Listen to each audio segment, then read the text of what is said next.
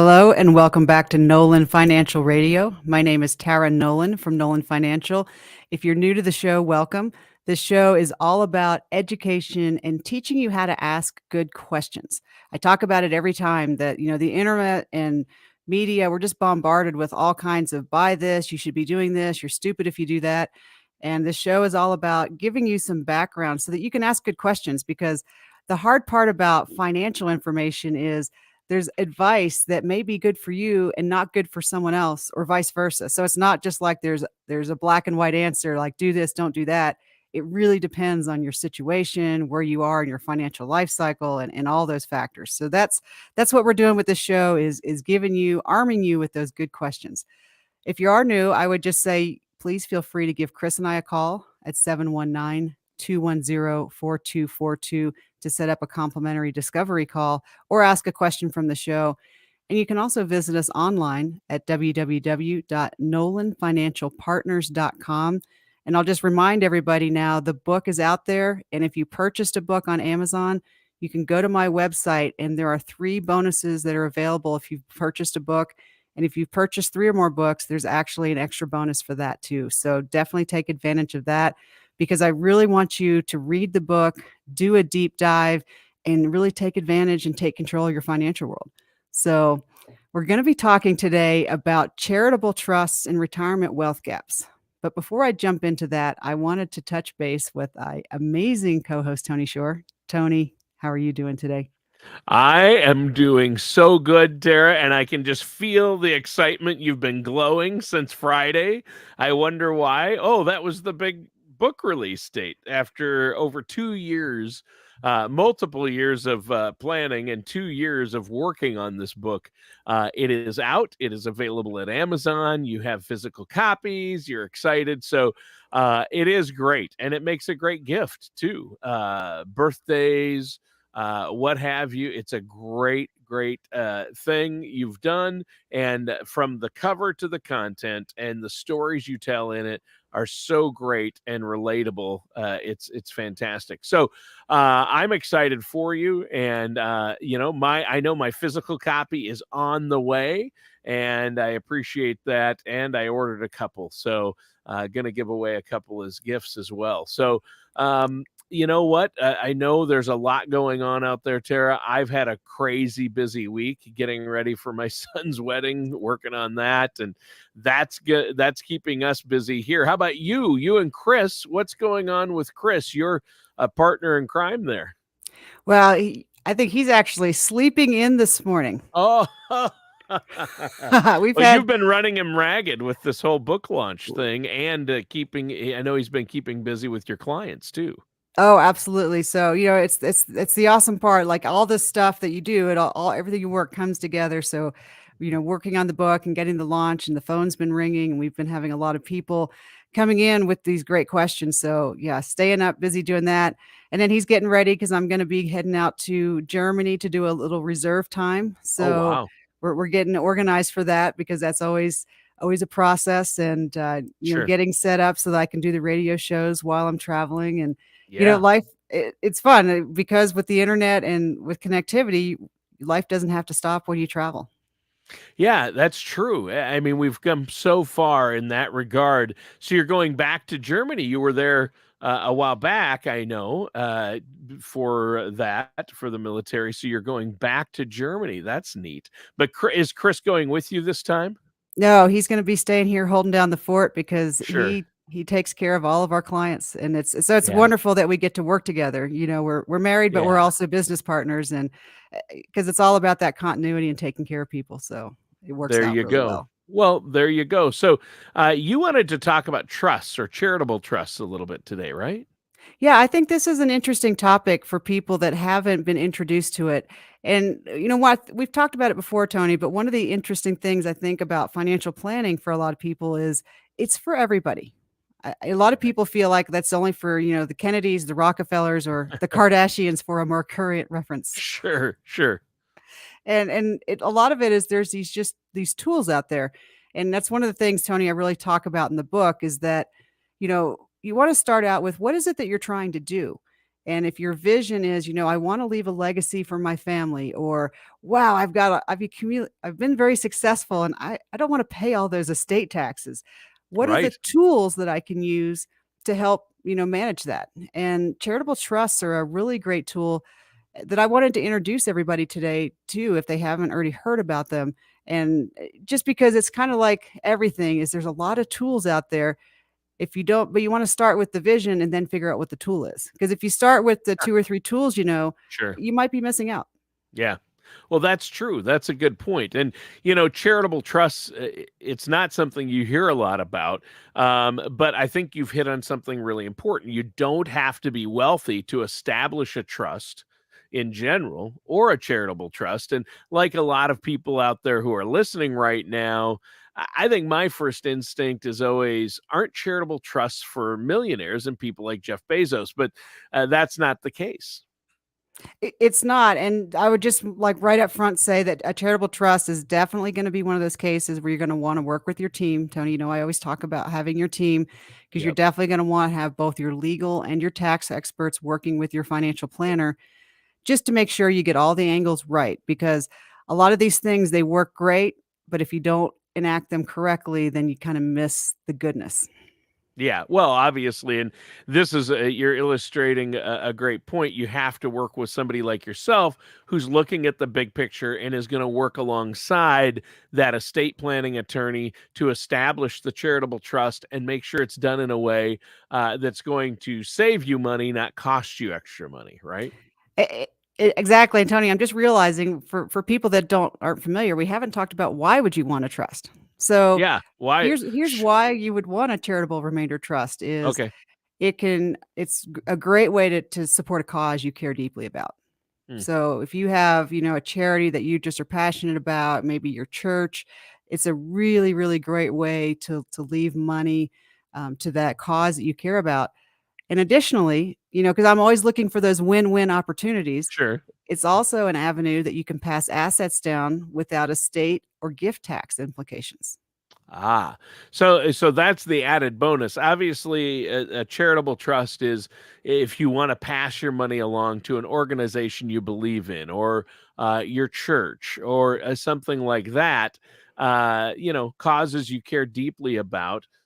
You might want to pass on some money, and then you don't leave huge estate or gift taxes to be paid or burdens. So I think that's really, really important. I'm glad you did that. Now, if I remember correctly, there are different types of charitable trusts too, right?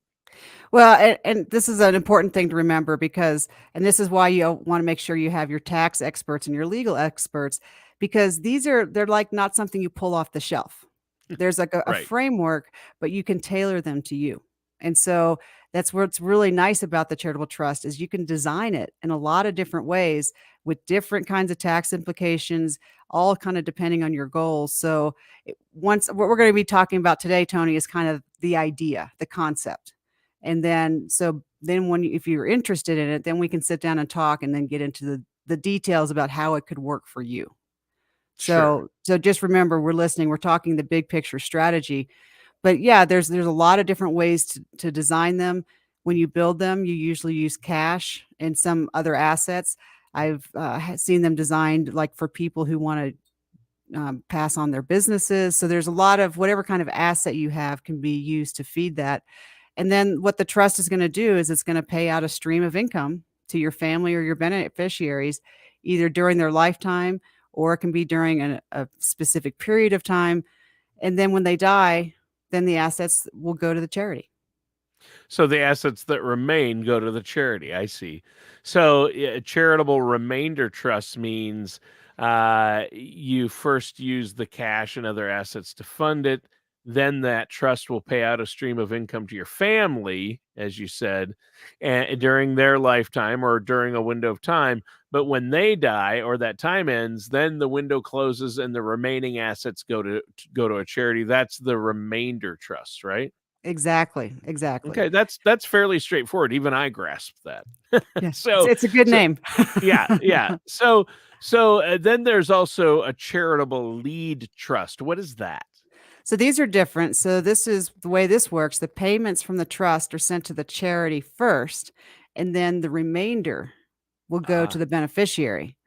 And so this kind of trust is often funded as a component of a legacy plan because it can really reduce the beneficiary's tax burden. hmm. So to put it really simply, like you just did for the charitable remainder trust, the estate receives a charitable deduction, and then the beneficiary receives what's left. Ah, okay. That makes sense. And clearly, choosing between either a charitable remainder trust or that charitable lead trust would be difficult, right? Well, it's yeah, because it's complicated, and this is where you want to really sit down and go, okay, what are you trying to achieve and establish? What do you want to do for your charity and for your family? And then you just go because these are just tools, Tony. And so that's what you have to remember is these are all Sure. just tools, and you pick the tool that's going to do the job and solve the problem you're trying to solve. Right. Right. And again, you should work with an experienced financial services professional. That is essential. So let's take a moment here before we go on. I have some more questions about charitable trust, but let our listeners know, Tara, number one, how they can get a hold of that new book. Number two, how can they get a hold of you and Chris to set up that complimentary consultation? So the book is easy. You can just go right to Amazon, put in our title, Money Moves, Tara Nolan, and it's going to pop right up, and you can get a book. Then I also, once you've purchased that book, make sure you go to my website, www.nolanfinancialpartners.com, because there's some free bonuses that you're going to have access to with the book. Because, I'm a teacher at heart, Tony. So there's the book, but then I like to give you activities to do to really anchor the knowledge and make it applicable to you. And so you can also reach Chris and I to set up an appointment at 719-210-4242 and contact us at www.nolanfinancialpartners.com. Now, Tony, what I'll say is anyone that wants to set up and do a discovery call and meets with us at the office, we're going to share a copy of the book with them. Awesome. Well, that's an added bonus. What's that phone number again they can call to set up that appointment? Sure, Tony, the number is 719-210-4242. All right. Thanks, Sarah. Now, my next question about charitable trusts, what are the advantages? Why would somebody want a charitable trust? What are the advantages of having one? Great question. So, the first advantage is that you have a cause or organization that you're passionate about. And you know that your assets can really make a big difference. You've probably heard it on the time, like if you're ever listening to public radio, for example, and they'll talk about, someone who left their assets to the radio show. Or I know as a graduate of the Air Force Academy, I get contacted all the time and I see in our alumni magazines about, different graduates that have contributed to that organization using charitable remainder trusts. And so, when you get to be about 50, 60, you start to think about, what do you want to do that leaves behind? Because part of your legacy is not just leaving people money, but leaving money where the money's going to do something you care about. Right. And so this is a way to say, okay, I did well in life and I've made money and now I want this cause because that's a real legacy, right? How are you going to make a difference in the world? So that's one of the big advantages. When it That's comes to huge. more of like the nuts and bolts things, there's a lot of other advantages, which I love. You can have that win-win. So you can reduce that tax burden and then you can reduce the burden on your beneficiaries. And then if you're worried that like a sale could lead to high taxes, the charitable trust can be a really great option because, like a large capital gain, like $250,000 or more, that's enough of a gain to give some people pause and go, whoa, that's kind of a lot of money to pay taxes on. So you can actually design a trust to be able to move that high gain asset to where you want to go. And so, Tony, this kind of reminds me of, I think almost 10 years ago, I went and did some training and they called it their give strategy. And what I liked is they were saying, if you're going to pay taxes, because at some point you're going to pay some taxes, would you like to be able to decide where that tax money is going to go and who Well, it's going to help? sure. And Yeah. so when you design the charitable remainder trust, and then you do some things coupling it with some permanent insurance, and then looking at what you can do with your IRAs for your tax status, you can kind of take together a lot of things in your financial bubble and say, okay, got it. I'm going to pay these taxes, but I want to be in charge of where those taxes go instead of just having it go into the general pool that helps. And so Sure, it instead of paying taxes on all that money, give some of it to, a charity or a cause of your choice is a way to ensure your money goes where you want it rather than where, the Congress is gonna decide, and they don't always make the best decisions. the best decisions, or it's just kind of nice to be able to kind of get to pick. Yeah, It's nice to it be in is nice. control. Yeah, it is. Yeah, yeah, that's true. So so there's a lot of goodness, right? But everything, there's always pros and cons, right? Oh yeah, there are, and obviously, those are some potential advantages for some people. But give us some of the disadvantages. Well, and this is great because you want to make all your decisions being fully transparent and understanding what you're getting into. So obviously, you're going to set up a trust, and there's going to be fees for establishing and managing that, and that shouldn't be a surprise. And sometimes the trusts are going to be I can't say that word, irrevocable. Yep. And so what that means is that you don't get the money back. Once you've given the money, you've given over that control. So that can be a little touchy if your financial needs or your status changes down the road, because it can be hard to get that money back. And so this goes back to good planning, Tony, is I always like, make sure you have your emergency fund. You always want to make sure that give what you're able, but don't give more than you can really afford to. And so Well, yeah, that's true. And the fees, you have to look out for that. And obviously, there are attorney fees because you have to have an estate planning attorney professional as well. But I know you offer your advice on this to your clients at no additional charge. You're looking at the big picture anyway for them if they're your clients. So that's good. But you're right. I mean, that is one thing you have to look at, and maybe those funds are locked down for a time. So if you desperately needed them again, they might not be available in a charitable trust, right? that, and then I just want to touch on the fee. So I think you got to remember that people deserve to get paid for what they're going to do. So I Oh, don't for think sure. the fee doesn't make a determination whether you are going to do the decision or not, because that's part of your overall look. Because when you're Right. looking at the process, you say, here's all the costs and here's all the gains, and if it comes out in the positive, then it makes sense. Yeah. So Yeah. yeah, no, absolutely. And it's kind of like everything, Tony, that we talk about in financial planning, because it gets complicated because there are options and there's lots of different choices. And Sure. so what you want to do is just make sure that you have gotten yourself educated, that you've asked good questions, and then you back it up with numbers. You always Yeah. back it up with numbers. So once you understand and think it makes sense, then you just go, okay, now just look at the bottom line. And does the number make sense? That's true. You got to do the math, as you like to say, do the math. And it depends. Do the math, right?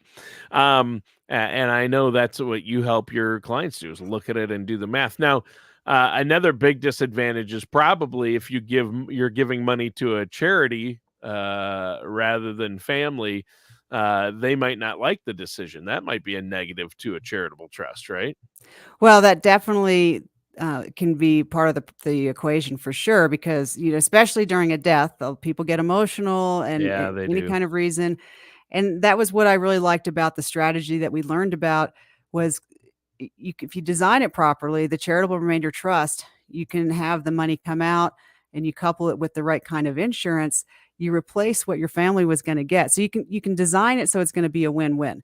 But no, Yeah. that's absolutely a big downside. Like if you just use the trust by itself, you could potentially be directing all your money to your charity and your family kind of goes, "What happened?"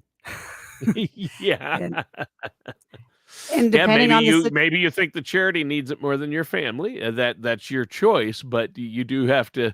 Family is family, and so you have to be careful about those beneficiaries, don't you?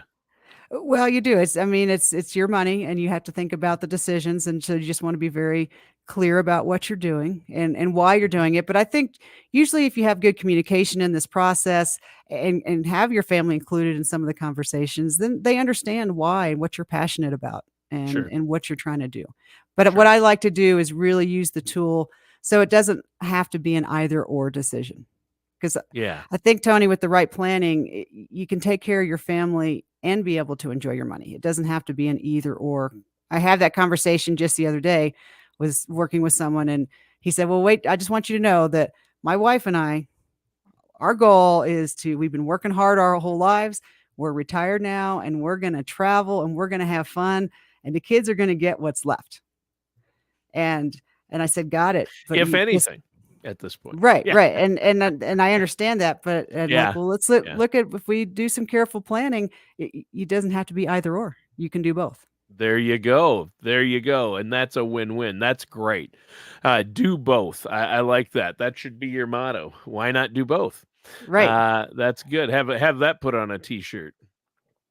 Why Why not do not do both? both? Yep, a win-win. And obviously, there are some disadvantages, but a lot of advantages. I do have a couple more questions, but again, before we go to those questions, I know this is something that you have to work with a trusted financial services professional on, somebody who does this and knows the ins and outs, who has access to trustworthy estate planning attorneys. And I know you work alongside estate planning attorneys with your clients and have attorneys that you work with. So, how can our listeners get a hold of you to set up a consultation if they have any questions about this to talk to you and Chris? So, Tony, the number is 719-210-4242. And this is the kind of planning that I really love to sink my teeth into because you really can do both. And I love it when we can show people how to support their charity and take care of their family. Yeah. And because that's the fun. That kind of really makes you feel like it's like putting a nice exclamation point on a life well lived. Yeah, I like that. I like that. Putting a nice exclamation point on a life well lived. That's great. And you want to make sure your family's taken care of, but it would be nice to also have some money to leave to a charity. And of course, that always helps with the tax situation for everyone involved. So, great points. There are advantages here. But let's go back now, Tara, to what we talked about at the top of the segment. And that is, how much money does somebody need to establish a charitable trust? Well, you don't have to be rich to do it. That's good. And because it's really much more of a question about really what drives it is obviously you have the passion that you want to do it, but what really is the decision point to say, is this going to work for me? Is you look at what your tax situation is. Because a lot of times this is a great tool for people who have worked and have all their money put inside of like a 401k or some kind of a situation where they're going to owe taxes. Or maybe they've been in real estate and they have a lot of money that's in real estate because in real estate, you can keep 1031 in your money, Mm, but then at some point, you're going to have to pay the taxes. So this can be a great tool to say, "Ooh, okay, how do I do this and be able to recover?" So you don't have to be sure. rich, Tony. Yeah. Yeah, that's a great point, and, obviously, that's huge. People I mean, the amount you place into the trust will come down to your own circumstances and personal situation. Everybody has different values. It's kind of like, everybody has their own personal risk tolerance, and you've talked a Mhm. lot about, finding out what people's risk tolerance is before you can do an effective retirement plan or investment or savings plan. So, And I think that's really important as well, right? yeah, I did, and I wanted to touch on this because I get into this in my book about how you feel about your money, and Yep. I read a research report a guy did, and he asked people who had $1,000,000, $10,000,000, $20,000,000, and it's really personal because it doesn't. He said he found, there were people who had $20,000,000 that felt like they just needed to get a little bit more, and then they would be okay. And he met people who had, less than $1,000,000 that were, like, totally happy and just fine. So he found it was very interesting, like, the number of zeros in your account had very little relationship to how wealthy you felt. Like, if you would define Yeah. yourself as rich or Isn't not. that weird? It's just And people's personal preference or how much security they need. Yeah. it's the human condition, though. So when you were It asking me, is the like, human condition. how much money do you need to have to do a charitable trust? It's hard to say, well, you don't have to be rich or you need to be rich because after reading that It's all article, I'm like, relative. it's so relative. And Yeah. there's because I think most people that you would think are wealthy, wherever you are, it's a human nature. You tend to compare yourself up, and no one's going to be Jeff Bezos. So Yeah. Yeah, that's true. That's true. So, and basically, what you've said, am I right in saying the assets and the money you contribute or put into your charitable trust should be surplus money, not money that we are going to need to live on day to day during retirement, right? You've got to make sure it works because, like with the charitable remainder trust, you're going to be able to pull out planning. You always want to plan to pull out about 5%. And so again, that becomes 5% of what, right? 5% of a Right. very large number could be just Yeah, fine. So, true. but I mean, that's just common sense part of a really good planning process is you never want to tie up your money. That's a consideration we do with annuities, for example. Because annuities have surrender periods and you can't have access to all your money right away. You don't want to put so much of your money in that if an emergency happens, you're stuck. So you'd always want to design with your money that you don't put yourself in a bind because then that's what forces you to have to make bad decisions or go to credit cards or do other things.